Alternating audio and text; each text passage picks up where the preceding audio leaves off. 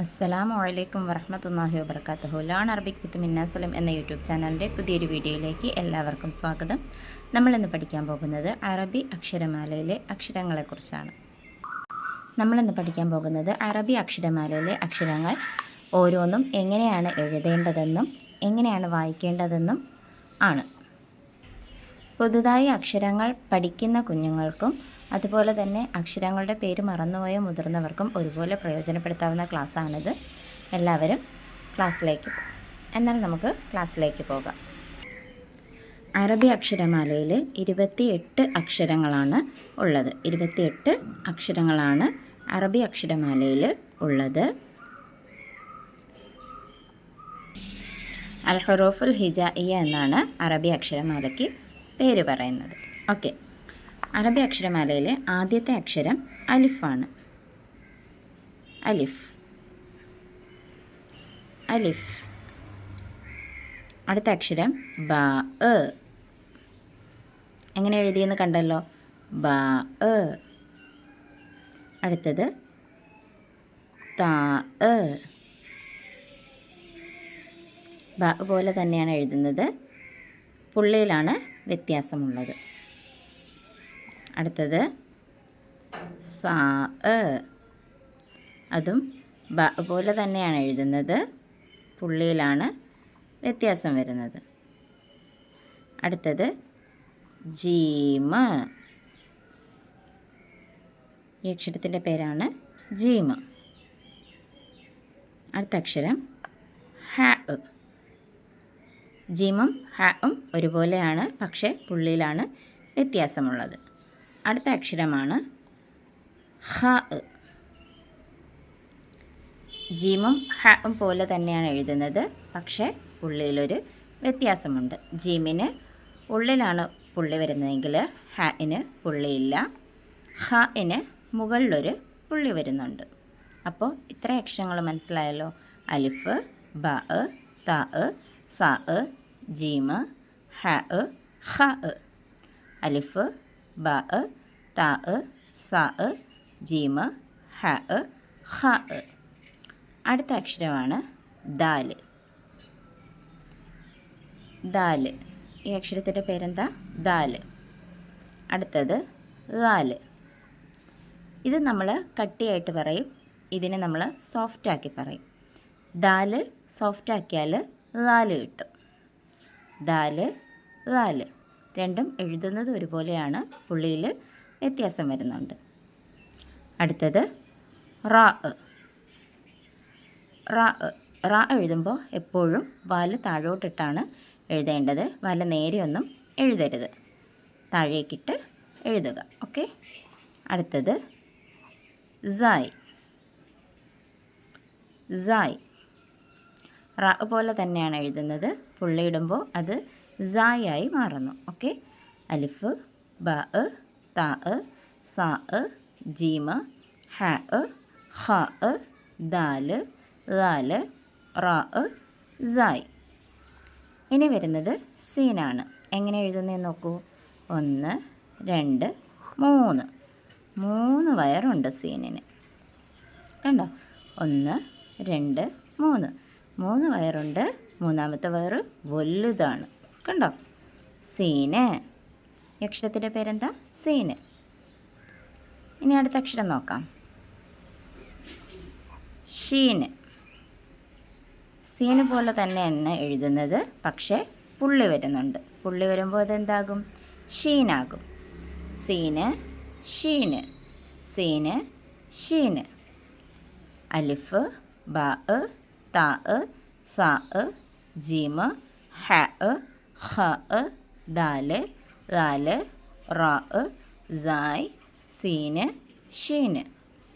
ഇനി അടുത്ത അക്ഷരമാണ് സ്വാദ്. സ്വാദ്. ഇനി ലാദ്. സ്വാദ് കഴിഞ്ഞാൽ ലാദ്. സ്വാദ്, ലാദ്. സ്വാദ്, ലാദ്. ഇനി വരുന്നത് ത്വാ. ത്വാ. ത്വാ. അടുത്തത് ലാ. ഇനി പുള്ളി കൊടുക്കുമ്പോൾ ലോ ആകും. ഇത് ലോദാണ്, ഇത് ലോ ആണ്. രണ്ടിൻ്റെയും ഉച്ചാരണത്തിൽ വ്യത്യാസമുണ്ട് കേട്ടോ. അത് നമുക്ക് മഹറജുകൾ പഠിക്കുമ്പോൾ കൂടുതൽ വ്യക്തമാകും. നോക്കി, അലിഫ്, ബാ, താ, സാ, ജീമ്, ഹ, ഖ, ദാല്, ലാല്, റ, സായ്, സീന്, ഷീന്, സ്വാദ്, ലോദ്, ത്വാ, ലോ. ഇത്ര അക്ഷരങ്ങൾ പഠിച്ചല്ലോ. ഇനി നമുക്ക് അടുത്ത അക്ഷരം ഏതാണെന്ന് നോക്കാം. ഐന്. ഏതാണിത്? ഐന്. ഹംസ് പറയുന്നത് പോലെ, അലിഫ് പറയുന്നത് പോലെ പറയരുത്. ഐന്. ഇത് അമർത്തി പറയണം. ഓക്കെ. ഐന്. അടുത്തത് ഓയിന്. ഐന്, ഓയിന്, ഐന്, ഓയിന്, ഐന്, ഓയിന്. അടുത്ത അക്ഷരം ഏതാണെന്ന് നോക്കാം. ഫ, ഫ, ഐന്, ഓയിന്, ഫ, ഐന്, ഓയിന്, ഫ. അടുത്തത് ഖാഫ്. നോക്ക്, ഐന്, ഓയിന്, ഫ, ഖാഫ്. ഫ, ഖാഫ്. ഫയും ഖാഫും ഒരുപോലെയാണ് വരുന്നത്. പുള്ളിയിലാണ് വ്യത്യാസമുള്ളത്. ഫഇന് ഒരു പുള്ളി മാത്രമേ ഉള്ളൂ, ഖാഫിന് 2 പുള്ളിയുണ്ട്. ഇനി വരുന്നത് കാഫ്.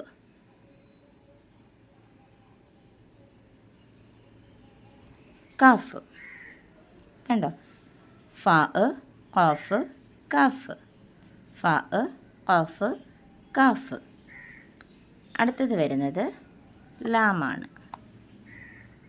കാഫ് കണക്കാണ് എഴുതുന്നത്, പക്ഷേ മുകളിലുള്ള ഈ വരയില്ല. ലാമ്. ഇതേതാക്ഷരം? ലാമ്.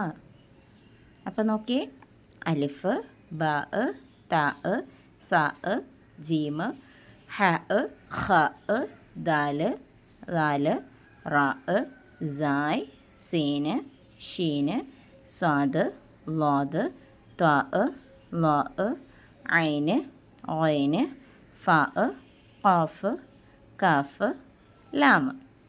മനസ്സിലായല്ലോ? അടുത്ത അക്ഷരമാണ് മീമ്. ഈ അക്ഷരത്തിൻ്റെ പേരെന്താ? മീമ്. മീമ്. അടുത്തത് നൂന്. ബാ കണക്കൊക്കെ തന്നെ എഴുതുന്നത്. നൂന്. നൂന്. എന്താണിത്? നൂന്. ലാമ്, ലാമ്, മീമ്, നൂന്. ലാമ്, മീമ്, നൂന്. അടുത്തത് ഹ, ഹ. ലാമ്, മീമ്, നൂന്, ഹ. ലാമ്, മീമ്, നൂന്, ഹ. അടുത്തത് വാവ്. വാവ്. ലാമ്, മീമ്, നൂന്, ഹ, വാവ്. ലാമ്, മീമ്, നൂന്, ഹ, വാവ്. അടുത്തത് യ ആണ്. ലാമ്, മീമ്, നൂന്, ഹ, വാവ്, യ.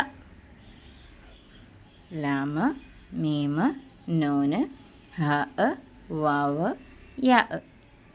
ഇനി എല്ലാ അക്ഷരങ്ങളും ഒന്ന് നോക്കിയേ.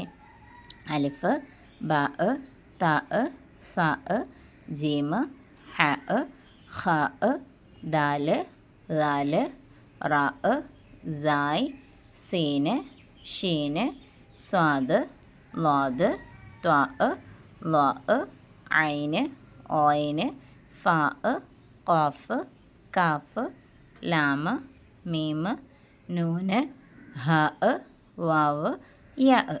ഇത്രയുമാണ് അറബി അക്ഷരമാലയിലെ 28 അക്ഷരങ്ങൾ.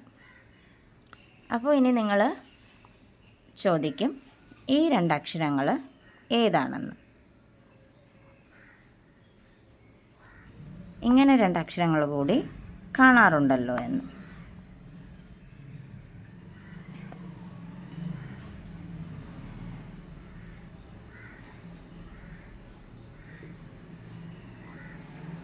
ഈ അക്ഷരങ്ങൾ പൊതുവായിട്ട് എവിടെയാണ് കണ്ടിട്ടുള്ളത്? ഒന്നിൽ അലിഫിൻ്റെ മുകളിലായിട്ട് ഹംസ് കാണാറുണ്ട് അല്ലേ? എങ്ങനെ? ദാ ഇങ്ങനെ അലിഫിൻ്റെ മുകളിലായിട്ട് ഹംസ് കാണാറുണ്ട്. ഇത് രണ്ടിനും ഒരേ ഉച്ചാരണം തന്നെയാണ് വരുന്നത് അല്ലേ? ഇനി ഇതെങ്ങനെയാണ് വരുന്നത്? അതായത് ഈ ലാമും ഈ അലിഫും ചേരുമ്പോഴാണ് ഈ അക്ഷരം കിട്ടുന്നത്. ലാമ പ്ലസ് അലിഫ്.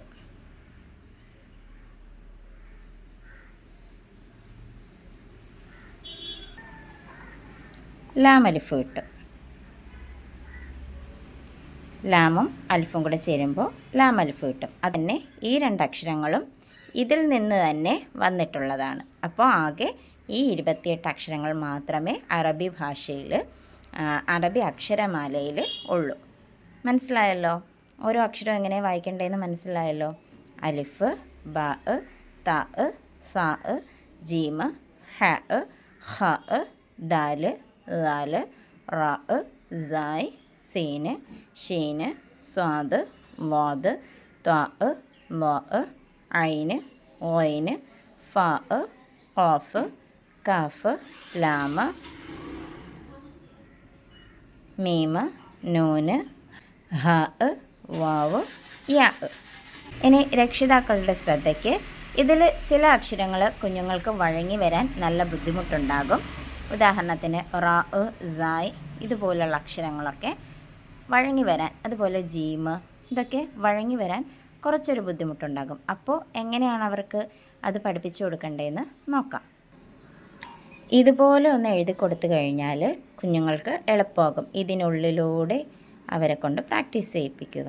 ഇങ്ങനെ എഴുതി എഴുതി കുറേ തവണ എഴുതുമ്പോൾ അവർക്ക് എങ്ങനെയാണ് ഈ അക്ഷരം എഴുതേണ്ടതെന്ന് ഒരു ഐഡിയ കിട്ടും. അങ്ങനെയാണ് നമ്മൾ ഈ അക്ഷരങ്ങളൊക്കെ എഴുതാൻ പഠിപ്പിക്കേണ്ടത്. അപ്പോൾ മനസ്സിലായല്ലോ? അപ്പോൾ അറബി അക്ഷരമാലയിലെ അക്ഷരങ്ങളുടെ പേരുകൾ നമ്മൾ മനസ്സിലാക്കി. ഇനി അടുത്ത ക്ലാസ്സിൽ നമ്മൾ ചിഹ്നങ്ങളെക്കുറിച്ചും അത് ചേർക്കാനും അത് ചേർക്കുമ്പോൾ ഈ അക്ഷരങ്ങളുടെ സൗണ്ടിൽ വരുന്ന വ്യത്യാസങ്ങളൊക്കെയാണ് പഠിക്കാൻ പോകുന്നത്. ഇൻഷാ അല്ലാഹ് മറ്റൊരു ക്ലാസ്സുമായി കാണും വരെ മഅസ്സലാമ.